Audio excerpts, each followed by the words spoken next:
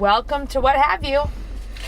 Becca's Hello. laughing already. Hello. I'm like, you missed your normal line. I'm You're Rachel supposed to introduce Jankovic. yourself. Who are you, I'm, Becca? I'm Becca Merkel. Here we are. We're casting the pod Upon the tonight. waters. Casting. And you will find it after many days. Or not so many, because the thing is, we always wait We're till a the very little late. last minute. It's like We're we're a little- supposed to have like 3 days of lead time, but what that means is 3 days of procrastination. Yes, it does. So Sometimes we do it on Mondays, but this is the end of the school year. Stuff is happening. May. Stuff is happening. May It's is. rough and tumble in May. I feel like, people screaming Mayday, Mayday. That's just what I That's what they scream mean. all the way through May. That's what they mean is a terrible day like May.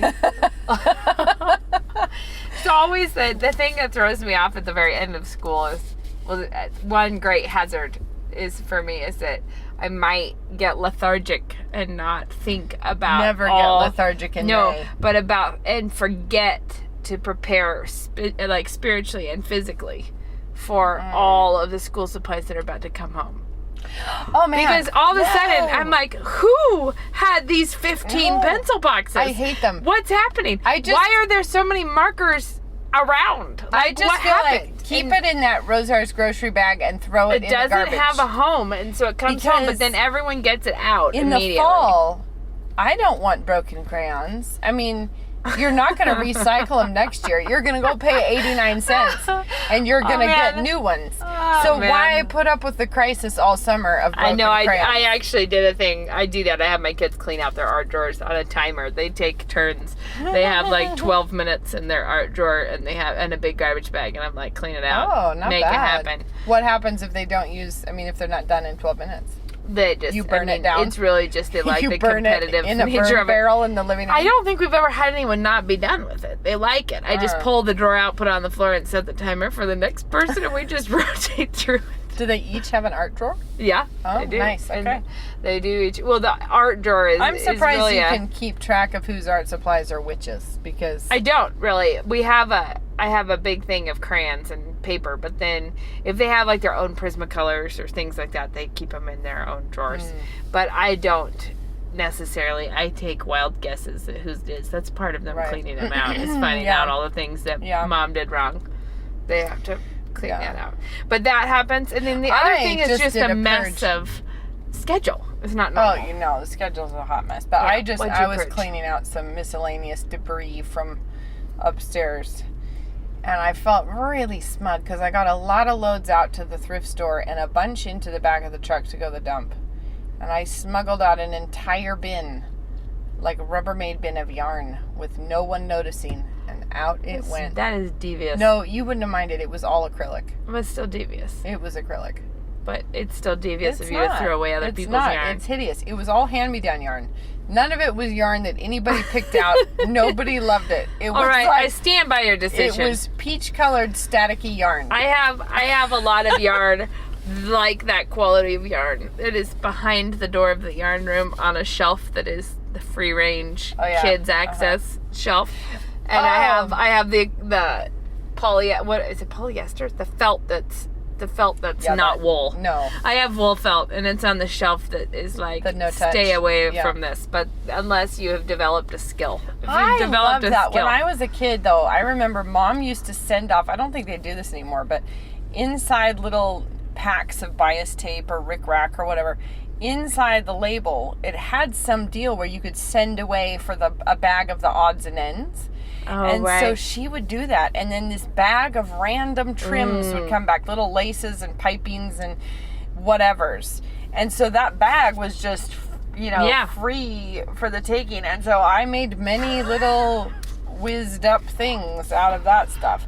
And it was so great. Like, I It is really love fun. the idea of having the free for all stuff. Yeah, so I think really my kids great. tend to treat everything as the free-for-all stuff, Yeah. but I have to divide it up and be like, no, this you may have access to. I've always had like random bins of fabric that's like whatever. I did when my snip kids away. were all littler. I had one box. Well, we didn't have a yarn. I mean, maybe I had less space. I don't know why. I had like one bin that I put all the things they could just use whenever in it. So when like we would run out of one of the canisters of oatmeal, I would Oh, throw it's that right in there. there. Like good little That's boxes or paper towel tubes or things. Yeah, don't you then And I find would them just- all over your world after that? Yeah, but I do anyways. So That's valid. it was, and they didn't, when they could get in there, I didn't necessarily, they were littler, so I wasn't giving them total free reign. I would get it out when it was like, Sure. let's do something fun with this. Now they really have total free reign. And somebody, even before I came here tonight, somebody decided to make themselves a toy, a catching toy out of a paper cup with a piece of yarn out the bottom of it to a foil ball. Well, that's So, clever. so that you like swing the foil ball and Yeah. catch it in the cup. Yeah, but Well- the next thing that happened was we hear a great rustling in the living room, and it was Moses shaking out the whole roll of foil that someone must have grabbed the foil box and taken it out there, and then he got going with this big Sheet of tin. Yes, exactly. Oh my word! Well, when we first moved to England, we would have to go with only our suitcases. So our entire life in suitcases. So needless to say, we did not go with many toys. You were like, googly And eyes so- are a must. Yeah, I know. I did find myself in England with a lot of weird stuff that I had packed, where I was like, really, I felt like this was a crisis. It needed to Instant come. oatmeal. No, What? I came with gourds. I had 3 gourds. I need a gourd from my homeland. Anyway, it was to really it was comfort there me was in a England. There was a real kind of dubious amount of judgment that happened when I was packing. Like, what shall I take with me? So I remember Ben and his surprise when he unpacked the gourd. But You're But like, the you thing know is- we needed that. it was kind of a cool gourd. Anyhow, the point though is that we didn't really have toys, and Judah was 2, and so you need things to keep a 2-year-old occupied, and. So he, this was the second year. Anyway, but we move into an unfurnished house. We're starting from total scratch out of our suitcases. And so I just, at the grocery store, bought a lot of reams of paper. And it was like, do whatever. Just sail into that paper. Here's some scissors, here's some pens. Just go for the gold. And it was actually so much fun because when there was like not a lot of other stuff and there was a lot of paper, unlimited supplies of paper and scissors and pens. And it was just fantastic. It was like so much fun, the little goofy things they would make. And we did get toys. We did soon. I did, I think it was last summer. Might have been the summer before. I just like to, sometimes I'll get new art supplies. Like, here's something different that you've not done. And there was one summer that was the summer of oil pastels. I ordered a bunch of... Oh my word, you went with oil pastels? I did that, but it's That is just actually, taking your life in your actually hands. really fun. No, they had so much fun with it. So I got this heavier paper, and then oil pastels, and then I showed him to draw it like with little circles. Like, so we drew like a landscape with little, you doing all little circles, and then get a little ramekin or dish or whatever with a little bit of vegetable oil and Q-tips, and the oil on it, and so they would blend it all, and they spent forever doing that, and it was actually not messy. It was actually surprisingly all on the table. And the funny thing is, even the very childish, they were really cute, like vivid and fun and interesting, and they had so much fun with that. Well, and I bet they did. We'll probably Sounds revisit that again this summer because I'm just everyone will be surprised like, that you "Oh, didn't yeah." find oil pastel on every particle No. of laundry that you owned. I didn't. I don't know why not. It didn't end up being invasive like that. Wow. And I actually kind of braced myself for it, but it didn't happen. Weird. It was okay. Yeah, I know. Weird, huh? I'm surprised. Weird is the right... Yeah, because we've all sent a crayon or two through the laundry. My worst was when I sent a thing of eye black for like for a football game where you put that under your eyes. That shot through. And that's impossible. Oh, snap. Oh, dear. Yeah, it's like sending through some motor oil. Yeah, you're like, well, laundry. better luck next time you buy clothes. That is funny. Yes, indeed. So what have you been doing? Well, last week was the NSA President's Dinner, which Oh, right. happened. We got through it. We did it. The food, the wine, it was all totally amazing. The food was stunning. I managed to finish my table runners, which was really good. I finished them that afternoon. and they were winning. They were cute. I was pleased. You have that really pretty photo that Gemma took of the table. You should post it on Facebook my daughter has when we such a release good this. eye for like photos, and I was like, make sure you get some pictures for me, and she did, and they so were great. that one you should put on. Yeah, I You'll should put it with up. It's very she pretty. took some really good pictures for me, and my centerpieces. We took a hairpin turn in the middle of the afternoon. Had to totally start over. We did not know. We did not manage what the mysterious plaster thing I was working on last week. Yeah, it didn't go. It worked. No. You just lay out the components. It was so many. It's tedious. The thing that happened was that it looked good. It was structurally unsound. And I didn't have time to fix it. I could have, but I was going to have a panic attack all evening. So I quickly, at 3:30 in the afternoon, chucked it and ran down to my basement and pulled out every little silver container I have. And I have a bunch of little cute silver urns that I bought for no particular reason.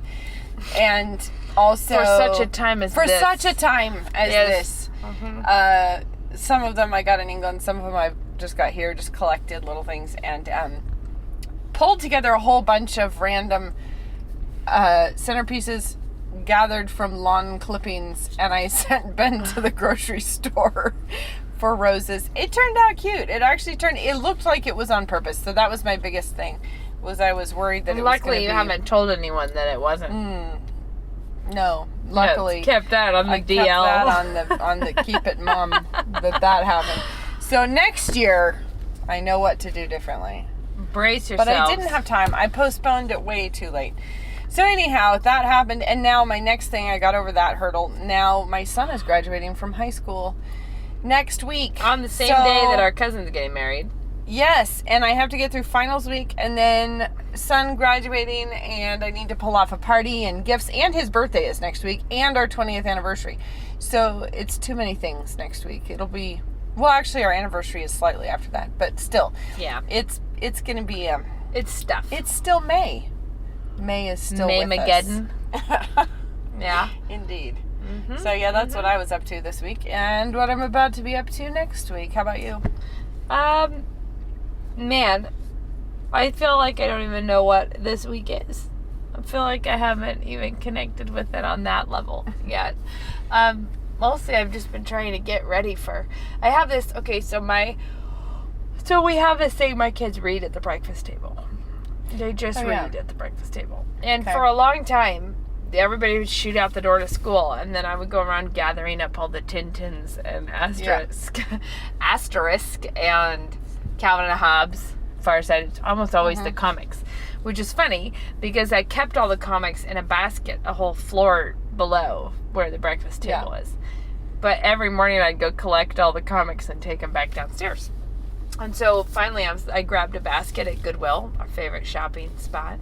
Oh my word, we have got to branch out from this. We need to talk about something besides Goodwill. Well, that's where I got it. I have to be truthful. And I put all of the comic books in. I was like, I'll just put this upstairs by the table because but it was like fanning the flame of cartoon reading at the table, because I'm sure it was. Now you go out there in the morning and it's like every kid behind a Tintin eating it's like total silence at the breakfast table, and it's actually really funny when there's 6 of them doing that. That's really funny. And even Moses will do it if he's at the table. He'll look at a book too. So it's like this 7 people behind a book in total silence eating breakfast. I love it. That's so good. Yeah, it is fun. So my plan, I have to get some new printer toner.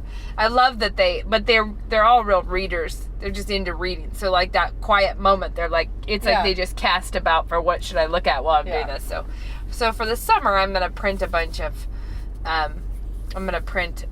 scripture like the Book of Esther or whatever, and laminate them and just make a big stack of breakfast reading, because it's already a habit time of reading that I was like, let's just do this and I'll see how that goes. There's a bunch of printable, I looked a long time ago, but there's a lot of printable full versions of the Bible, like interesting. And because I wanted for a time before I bought my new Bible, I had wanted to do one in a binder, like with a Like wide grandma's? margin. Yeah, Remember like, Grandma Bessie's? Yeah. I wanted to have one that you could like take notes in and Yeah. stuff. But then I wanted more to have one that I would learn where things were in my, like, it's like Yeah. a hard thing. You're like, which Well- one, if I'm reading it on my phone, so I'm getting my Bible read, which and it's great to be able to access your Bible, but then you don't have that connection with where on the page it is or what Yep. it's, and That's my problem, because I'm almost all the way through the Bible right now, having done it on my phone, and it's super convenient in one way. And I have like the reading plan, so I'm doing a chronological one, so it starts. It's actually super interesting. I really have enjoyed it, where it just goes in chronological order, not the order of the way Scripture lays it out. So now I'm, like the Gospels. Then you're jumping all over the place, back and forth between the Gospels. Anyway, it's been really interesting, and I like it. But yeah, it does leave you very out of touch. Well, and you feel like, wait, I do love going back to look for, it's on the inside. Like, you remember it where it was. Not to mention with the chronological one, I think I would be able to keep track of it better if it was like, oh, I just read Luke, now I'm going to turn back to Matthew. Right. But what I'm doing is like, you just click continue to the next reading, and then you're skip, like, where am you're I? like, I don't even remember which gospel I'm in right now. Right. So that's, but there's pluses and minuses. Yeah, So- I agree. I'm thinking of having some way that they can sign on which ones they've read. Because I was That's a like, fun idea.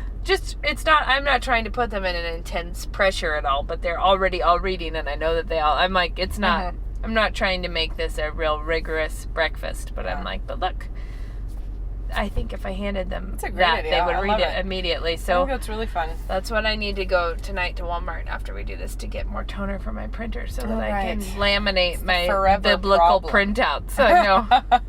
Yes, buy more blank paper. So that's the thing that I've been trying to kind of gear up for summer, even though I haven't done that much actually, but thinking about it a lot, because the kids, that is one thing about, since they're in a school that is a rigorous education, they work hard. Like, they go and they love it, but they work hard. Like, they're like really getting stuff done and they enjoy it. But what happens is that they come home for the summer, and it is like their learning metabolism is hot. Like, and it's like, now we're all at home, and I have, all of them up being like, okay, Mom, what are we going to read? What are we going to do? I should learn about this. How many things should I bake today, Mom? And I'm like, oh my word, I do not have the stamina for this right now. So I'm trying to gear up, I love the summer reading thing. It just makes me so happy because, the kids work really hard at school, and our kids are older. They're in secondary. They don't have a lot of time for free time, just free reading,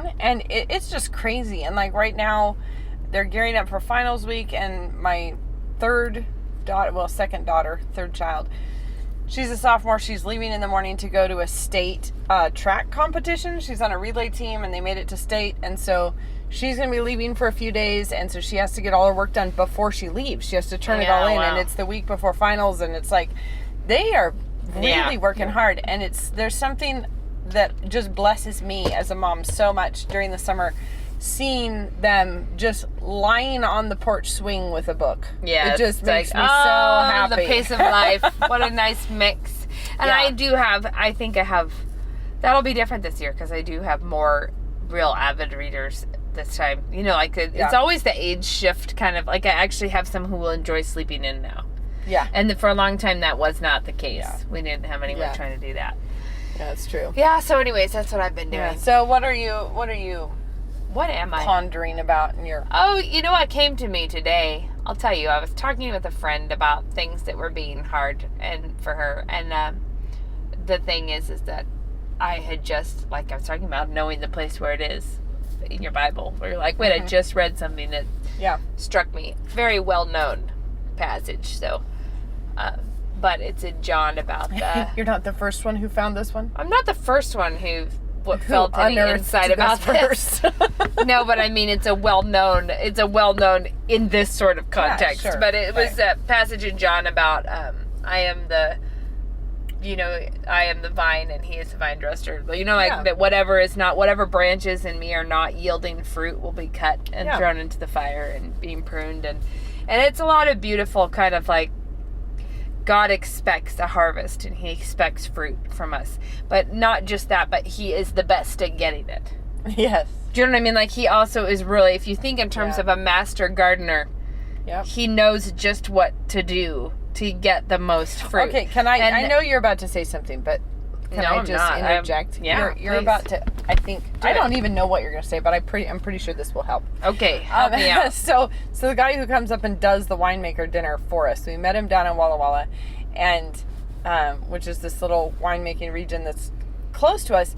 But one of the things that the first time we went down there, I loved, and I thought it was so beautiful, was the vineyards that are on the rocks tend to produce the most sought after wines.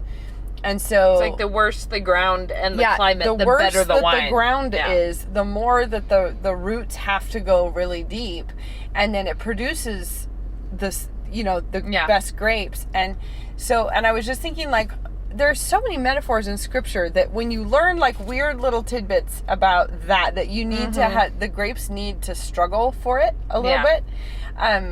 If the vine is not struggling, then it's all leaves. Right. It does. And if it struggles, it's like, wait, everything has to be a grape. Yeah. All of my life is for a grape. But if you think about the master vine dresser, they all tell a story down in Walla Walla about this Frenchman who was from the winemaking family, and he came and he bought the land with the rocks, and everybody thought he was crazy because it's really just big, big rocks, like softball and bigger size rocks. It's not just sort of pebbly. And he planted a vineyard there, and everybody thought he was nuts. But if you think about God as the master vine dresser, he knows what he's doing when he plants us in the rocks. And sometimes when he buys that lot full of rocks that is us, we're like, surely you didn't want this. This is right where I need you right now. This is just what I have planned. Well, but that is helpful. But what I was going to say is, it was really helpful. It was mind blowing. No, this is just a different angle on the same thought. Is that we have in our house, whoever planted the trees in our house, probably back in the 60s, had an apple tree and like a pear tree and a plum tree, and you could tell it kind of was the sadness of something that used to be really cared for, like, because you could tell that the tree had been pruned to be a real fruit-bearing apple tree, and it did still make apples, but it just made them all way up high and tiny and out of, and then it would it was not really accessible apples on that tree. So, but one of the things that we learned, which I'm sure everyone else knows, but one of the things that we learned is that, when you're pruning, what you cut off is the water spouts, so you can see it when it doesn't have leaves. The water spouts are the branches that just shoot straight up, like that just go straight up, and those are the ones that need to be cut off because they are wrong. They are not going to yield a lot of fruit. Right. And it just struck me from the perspective of being the thing that is being pruned by the Lord. Yep.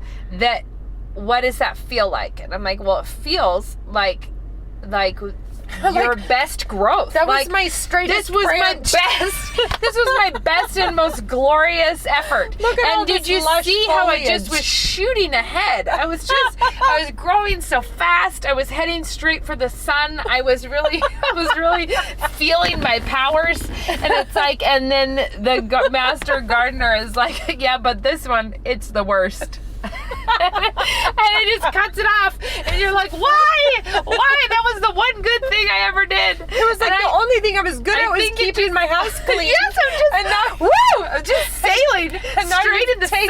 And then the Lord said, I hate that, and cut it out and threw it in the fire. And I think I've known through many different phases of my life, I've had that feeling. And sometimes it's in a small situation, sometimes it's in the pattern of years, like where you feel like, why is God doing this to me? Well, I thought it was just the emotion of how that water spout is like fast growing. Yeah. It is looking like it's just loving life. Like it's just like, woo! Like, going gangbusters, shooting for the sky. And it's just so nice. And it's like, but the thing it isn't is fruit. And so when I was talking to this friend of mine about this hard time in her life right now, so when we're talking about that, as I'm saying, sometimes you're like, God is taking something from you that you thought was your most faithful work for Yeah. him. Like you thought, but this is the thing I'm supposed to be doing. This is whatever. And the thing that I really just loved about it is he's saying, abide in me. Like, abide in me. Like, rest in me. And stop with this, whatever these independent efforts are. And it's saying that basically he purposes a tremendous crop. He intends all of the fruit. And so my more specific advice to her is like, throw yourself into the faithfulness that's right in front of you today. Like, there's this big issues overhanging you. It was like, but what can you do to really bless your children today? What can you do to bless your husband? What can you do to make your home a joy-filled place? Like, to let go of this worry, to do all this. And I said, when you're tempted to worry, don't just think I'm supposed to not worry, but replace that with, replace that spot with like positive work. And I said, and instead of saying, Lord, help me to not worry, be saying, Lord, use this for fruit. Like, use this effort. Like, I'm going to do this now. Please use it for fruit. Like, use this. And you're thinking to yourself, I really liked that big tall branch I was working on. Well, and lots of times I think this goes with what we've talked about before. Like, often we have to repent of our virtues. The things that we are the proudest of, the things we think we're the best at. Yes. It actually turns out those are the snares. Those are the things that distract us. Those are the things that pull us away from what we really ought to be doing. So when we feel like, but I'm just a very, I don't know. I think a good example of that is that sometimes things are good fruit, but that doesn't mean that they're faithful forever.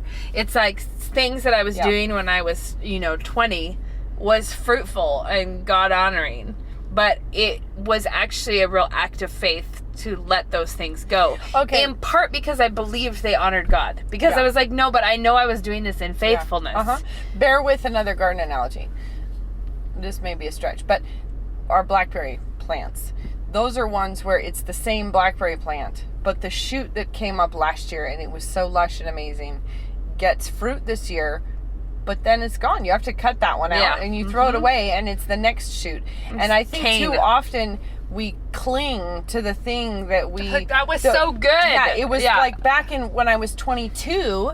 Yeah, that's when I was so amazing at this. But we've lost that now, and then we feel like rather than realizing, okay, move on to the thing that's ahead of us right now. Right. We spend all our time trying to recapture what it was like to be faithful at 22, and actually it's quite different to be faithful at 38 or right. And this is what the book that I am writing on Christian identity. This is something that I've been thinking about because was just talking about how if you think that your essential self, that you found yourself when you were like 18 or 20 or something, you're like, this is who I am. Back when you had a waist. These are my interests. Yeah. I am a fit young thing. Like, I am, whatever it is that you think this is who I am. Then the problem with that is that when something gets between you and that, you feel like it's not just a thing of, it's a much bigger deal. It's like, you feel like my baby body is murdering me. Like, it's not, I've lost me, but it's also like, I'm becoming less and less who I am supposed to be. And or like I used to be able to read academic books, or I used to be able to take classes. And that was me. I used to think more. Now, if there's all these things between that, and it's like the problem with that is that you can have a career and be valued. You can see how Christians, the problem is you don't realize how much philosophy has to do with how you're approaching your life. But the philosophical problem of who you are is actually playing into every single thing you're probably doing. Unspoken assumptions. Yes, and things that you're like, well, that's the case. This is the truth of this is how this works. And so one of the things that I was trying to address in this is you think, well, if you decided that the essential you is, I am a carefree, happy-go-lucky girl who loves to hang out with her friends and entertain. Sporty. Right? Sporty one. Yeah, or, whatever it is. But let's say that that's what you picked. And you think that that's who you are. You're like, this is just my personality. I just thrive in this kind of circumstance. And like, well, then say that there's some kind of tragedy and your husband becomes disabled. Okay. Like, so say that something comes between your life who you think you are. Like you're like, Right. I can no longer be who I think I am.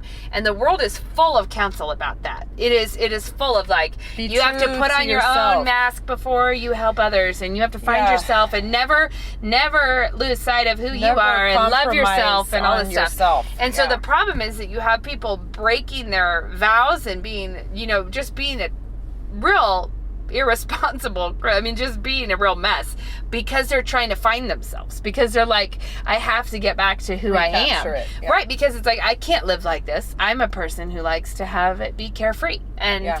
and the thing about that is that if you believe that you're fundamentally a worshiper, if you believe that this is fundamentally a relationship between you and God, that the more you pursue God, the more yourself you become. And that trials and he tribulations. is the careful vine dresser. He knows Yes, exactly he knows what and, he's doing. Right, like, do you think he would ever accidentally, Cut out the real you.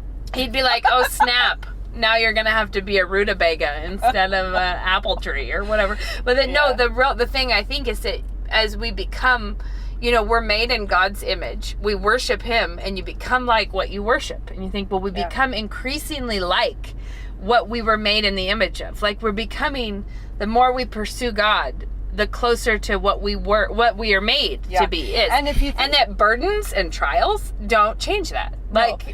But also, if you think about us as a work in progress, there's the organic gardening sort of metaphor, Mm-hmm. but then there's also like just a work of art. Like God is the sculptor.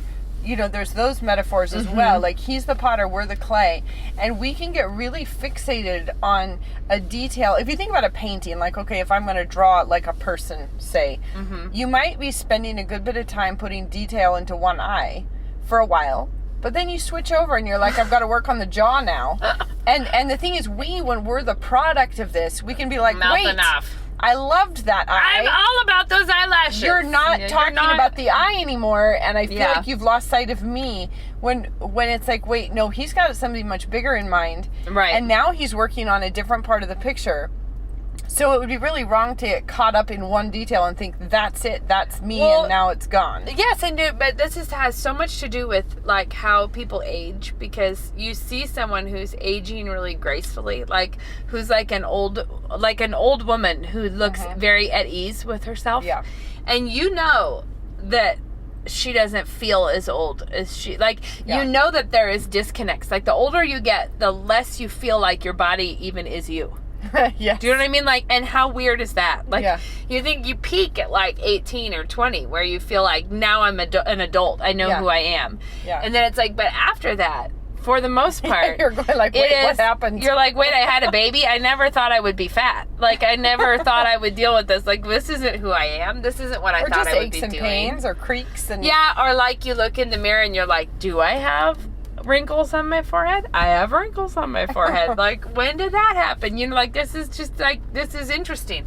But I think it's not, you don't feel the age that your body looks. And you think the older you get, the less you feel the way you look. Do you know what I mean? Yeah. And I think that when you see an elderly person, or just an older woman specifically, who just is very at ease in that, Yeah. it's because they're at ease with God. Like, they're at ease with what his story, They're not with what doing he's doing. the desperate, like, flail up the down escalator. Oh my which gosh, is yes, what- the Botox everything, Spanx, mini cheetah skirts, like everything we can do to try to Lip pretend. implant. And then it's so sad because you're like, but wait, you're still gonna die. Yeah. Like, the Botox And can after only like so much money that gets poured into the looking young, they're still gonna look like a sad old cougar. That's just how it is. And it's like, the thing you is, just can't get out of that or because my favorite is my English friend who called it mutton dressed as lamb. yeah. And it's like, it's just Exactly it that. just- or as we've always called it in our family,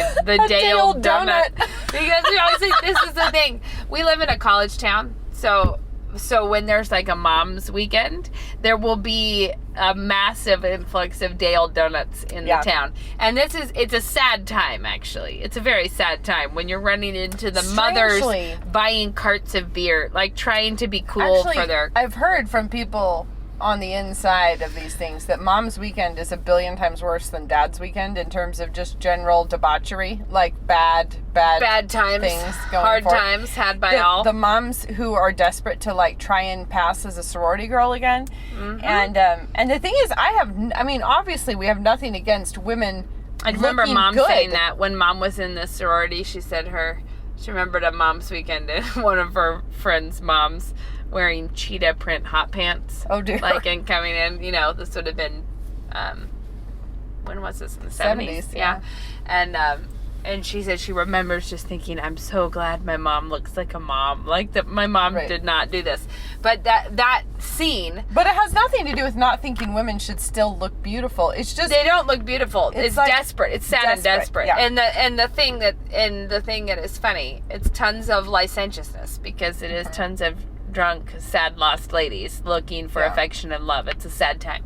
But not all of them. Some of them are at Walmart buying their children toilet paper and know, shower which is curtain great. rods, and you're like, go you, be a know. mom. I know. But there's a whole other division that's a But sad the time. thing is, I should say though, remember I had a friend, an older lady, when I was in college. She was probably 80, and she lived near us, and she was an artist, and she was actually really an interesting old woman, lost and sad and bitter. But she gave me a lot of great art supplies, and she Yeah. really took a shine to me. Anyway. We took her to church once, and her comment afterwards, and I thought this was interesting since she was an artist. That's what, she was always looking at things like that. But she came out and she said, I have never seen so many beautiful people. And it's not because the DNA amongst the Christians No. is so much better. It's because Not joy because we're and not- faithfulness is the best course of action This for reminds me of- maintaining your looks. The reason I was bringing up the Mom's Weekend is because we call them Dale Donuts because he said it was cheap the first time around. Now it's Why would you stale. buy it stale in a It's Dale? reduced for quick Like, sale. you're like, please no. Half off the cheapest pastry in town. Yeah, no, anyways, that was the joke about that. But no, what you said, that was Neoma, right? So Yeah. with her saying that is like, it reminds me of something that Luke told me once when I was in a slough of despond about about my, I always say it was probably my fatness because no doubt it was a postpartum moment. It probably was. It's my best bet. But it was sometime where his comment was like, yeah, but no one will remember. It's like the reality is that if you have a joyful face on, nobody cares about your outfit. Like, Yeah. but no matter how great of an outfit you got, if you're skunking it up with your attitude, that's the thing that really communicates. Like, and you're like, it's so true. That will be the take home it's for like everyone. the joy of the Lord is our strength, but it's also really our Yeah, wardrobe. it It's is. like the joy of the Lord and whatever clothes you got, you do it. You know what I mean? Like, you do your best and the I joy know. of the Lord. Which is not to say we shouldn't try. It's just that, like, remember to try the right way But because remember to try from a place of freedom and joy Yes. and not like a panic to like earn Yeah. something or get and something. that's the thing. It's and- the desperate run up the down And escalator. this is why I would actually say, I'm just going to throw it out there, as many controversial things as we can get in Oh, here. perfect. I don't think we've been too controversial Well, we've today. been like very Um, tender this time. Yeah, but now I'm not gonna be.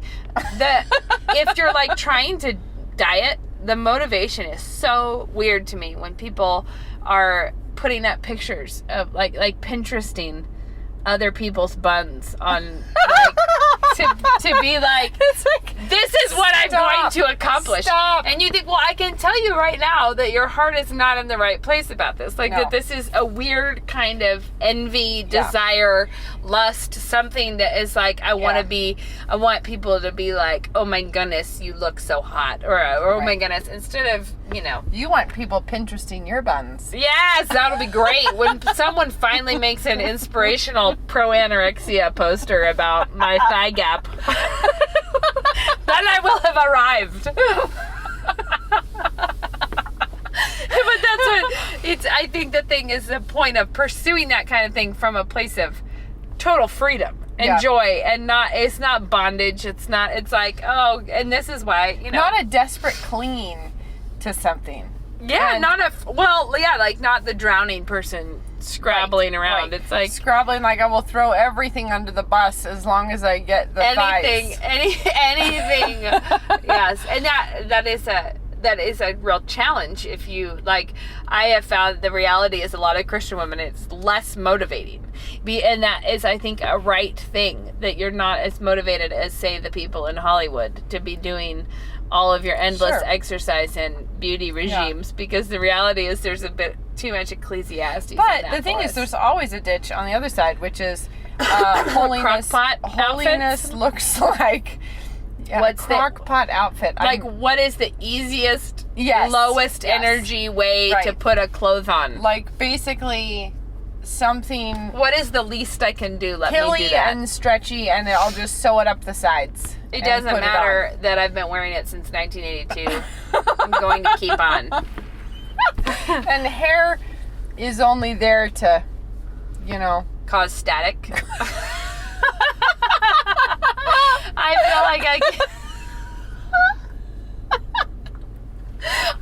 it is a real delicate journey to not be on any side of this, because you've got to run fast and you've got to do it from a place of rest. Honestly, which is such a funny.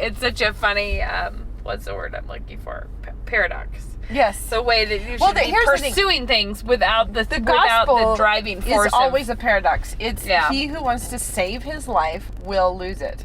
Whatever you're grasping for, desperate for, that's the thing that's going to slip through your fingers. But he who loses his life for me will save it. It's like, it's the way down is up, the way up is down. That's just how God works. And so to pursue something, but with your hands open and not white knuckled, that's actually the most effective way to get what you want. I feel like I just realized we've talked about beauty issues today, and we really should bring out some of our street cred, which is our grandmother's beauty concerns. We had our grandma Bessie, our dad's mom. I really was not sure where I was going. Go. She was a plain Jane kind of a lady. She was her main beauty. Shoes. Her main beauty technique that she was really into was oil of Olay. Yeah. Really into it. Like, she wanted oil of Olay lotion for Christmas and stuff. She was always excited about that. But I don't think she wore makeup, did she? No. Yeah, so she was a missionary. She was she was great. She was a pretty impressively tough woman. Yes, she was. But to get through the story faster, she was friends with Corrie ten Boom, because when she was in Japan, right, she was the headmistress of a girls' Bible college, and that was around that time that she met Corrie ten Boom, right? Right after the war. And if you think about the sort of diciness of going to Japan right after the war. Right, and she met our grandpa in Japan when Corrie ten Boom wanted Grandma to be her missionary partner. So they were good friends, looking at the mission field together when my grandpa came along. So years later, she's married to my grandpa there in Maryland, and Grandpa's running a Christian bookstore thing, and this woman in a red pantsuit with like the penciled on eyebrows and red lipstick and hair and a dog in a red suit. A poodle with a matching red suit. Grandpa describing this is epic. It is, because because he does the huge arched eyebrows. Yeah, and he was like in red lips, like outside of her lip. And probably a lot of powder, like white face. She comes into the bookstore, and he was thinking, well, oh dear, good heavens, here's a problem passage. And then she says she's looking for like my utmost for his highest. But did she want to buy a ton of copies for a bunch of high school kids or something? Because she was housing them, and she needed that book. So basically, she was an amazing woman in a red pantsuit with a poodle in a pantsuit, but who really had a heart for the Lord, who was like really in it for the Lord, which is just great, because she was like the opposite end of this from Grandma, who would have been all sensible. Yeah. And so they ended up kind of having a longer term relationship with this woman, where she would host Bible studies at her house. She had a great big She house. became a real friend of theirs. And when Corrie ten Boom came to visit them, she put her up. So Corrie ten Boom was a lot like Grandma in the sensible shoes, no makeup department. No. They were the missionaries. Sensible Dutch. On the way to the mission field. They were, super sensible. And then this woman was on the other end of the spectrum. But this woman gave Corrie ten Boom would you please talk to Bessie about wearing more makeup? Like, please tell her to wear some makeup. It would be a better testimony. It would be a better testimony if Bessie would put on some dang makeup. And so Corey Ten Boom, I love it so Corey much. Ten Boom brought that tidbit to to our Grandma Bessie to say, I have been told to tell you that your testimony would increase were you to put on some makeup. I just love it. But apparently Grandma and Corey got a big... They thought it was hilarious. Endlessly tickled by this. But I just think, know where we came from. We came from someone who was rebuked by... Not rebuked by Corey, but told by Corey Ten Boom to put on some makeup for the kingdom. Makeup on for the kingdom. And I don't think Grandma obeyed. No, she didn't. Yeah. But we should wrap it up, and I feel like since we're on this subject, okay, what's your favorite beauty product? Makeup or hair? It would be good of me if I was on top of that enough to have a hot tip. But I would say Pureology shampoo. I love Pureology shampoo. Really? Yes, and it's the tingle factor. Stupidly expensive, but then not, because I get the liter bottles, which is like $50 for a liter bottle. Okay. And it lasts almost a year. Okay. Which actually is not. Why do you like it? It just works super well. It's just like really, you hardly have to use any, and it suds a lot. And then if you leave it in your hair, it's kind of that tingly. Can I tell you my sad tale of woe was that with 3 girls plus me in the house, we tear through the shampoo at just unprecedented levels. Mm-hmm. So we're always out of shampoo. Every time I turn around, we're out again. And I was in the shower the other day, out of shampoo, and you're like, daggone, somebody has already rinsed it all the way out of the bottle, Yeah. And the only thing left to me was Knox's Sport body wash. That's like body wash and shampoo together. That's when you're glad you didn't buy Axe. And then you're how to make the situation even worse. This says shampoo on it. I guess I'm gonna need to use that. Did you? I did. Did you use it. feel like a sporty fresh man all day? I did 2 days in a row. Because I forgot, and then there I was again in the shower. I should mention that the Pureology, which I love, is only for me. My girls I buy the Costco Pantene or Aussie or something, because I can't afford. I can't afford everyone else. Yeah, what's yours? That's the one. Well, mine's so embarrassing I can't say it out loud. Is it Sporty Fresh shampoo body wash combo for boys? For boys. Oh no, it's actually. No, what's mine? I'm backing off. There must be something truly. The problem is, I'd have to get into a big, long excursus on why I am into this. And look at our time. I think I know what it is. I think it's going to be Cindy Crawford. Yes! Cindy Crawford's face care. It had to be something from Cindy Crawford. That's so embarrassing. And here's the problem.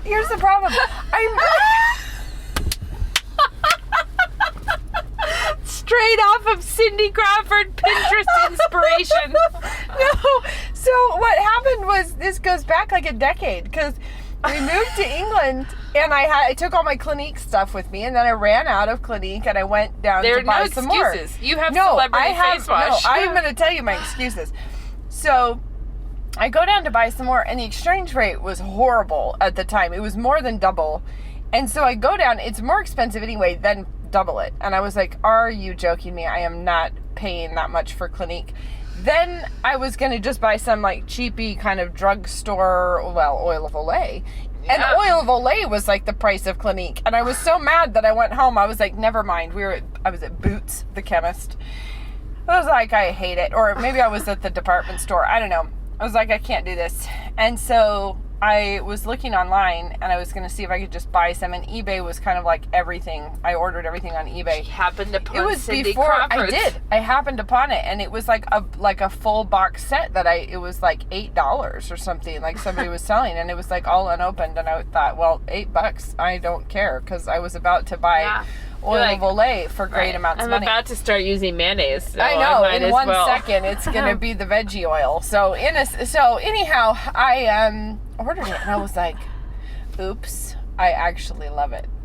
And so I keep Committed buying user. it. I Committed keep user of buying it. what's it actually called? It's so embarrassing. Meaningful Beauty.